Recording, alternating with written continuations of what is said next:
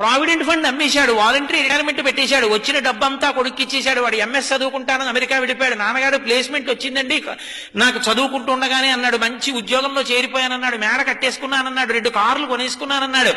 ఒరే ఒక్కసారి రారా అంటే మాత్రం నాన్నగారండి ఇప్పుడు సెలవు కుదరదండి, నేను వస్తానండి, స్కైప్ లో చూడండి నన్ను కావాలంటే అన్నాడు. ఎప్పుడో వస్తాడు వాడు, ఉన్నదంతా వాడికి ఇచ్చాడు. ఒరే నాకు ఇస్తావా అని అడుగుతాడా తండ్రి? అడగడు. ఆ పెంకుటింట్లో ఉంటున్నాడు. నాన్నగారండి విమానం అంత కారు కొనుక్కున్నానని ఫోటో పంపించాడు.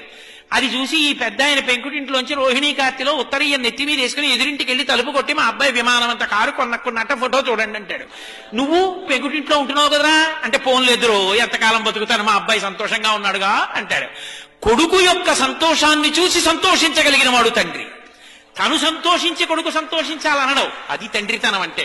తండ్రి కష్టపడి పెంచి పెద్ద చేసినంత కాలం తండ్రి దగ్గర అనుభవించి ఆఖరణ తండ్రిని తీసుకెళ్లి వృద్ధాశ్రమంలో చేర్చి పెద్దవాడైపోయినటువంటి తండ్రి కొడుకు వచ్చి పక్కన కూర్చుంటే చాలు, కొడుకుతో కలిసి తిరుగుతున్న తండ్రిని చూసి నా మనవలు కూడా నాతో ఇలా ఆడుకుంటే బావుణ్ణు, నా కొడుకు కూడా ఇలా పడుకునే ముందు నా పక్క మీద కూర్చుంటే బావుణ్ణు, నన్ను చేయి పట్టుకుని దేవాలయానికి తీసుకెడితే బావుణ్ణు, సీతారామ కళ్యాణం అవుతుంటే నాన్నగారండి తీసుకెళ్లి కారులో దింపితే బావుండంటే, ఖాళీ లేదని ఏడాదికోసారి జైల్లోంచి బెయిల్ మీద వచ్చిన వాళ్ళ ఎప్పుడో అమెరికా నుంచి సంవత్సరానికి ఓసారి 20 రోజులు వచ్చి వెళ్ళిపోయి పిల్లలకి ఇంగ్లీష్ అలవాటు అయిపోతే నాయనమ్మ వాడికో జంతికలు చేసి పెడదామని వాడితో మాట్లాడదామని దగ్గరికి వెడితే మనవలు ఇంగ్లీష్లో మాట్లాడుతుంటే మాట్లాడడం చేత కాని నాన్నమ్మ మౌనంగా వాళ్ళ కోసం ఏడుస్తుంటే, తండ్రి చచ్చిపోయిన తర్వాత పాచి పీనుగు 3 రోజులు మంచు ముక్కల్లో నానిపోయిన తర్వాత వచ్చి అంచేష్టి సంస్కారం చేసిన కొడుకు ఒక కొడుక,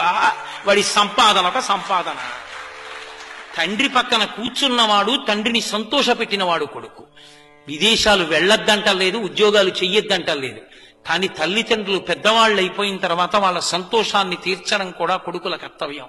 కొడుకు లాంటి వాళ్ళు చాలా మంది ఉండొచ్చు, కూతురు లాంటి వాళ్ళు చాలా మంది ఉండొచ్చు, కానీ కన్న కడుపున పుట్టిన కొడుకు కొడుకి.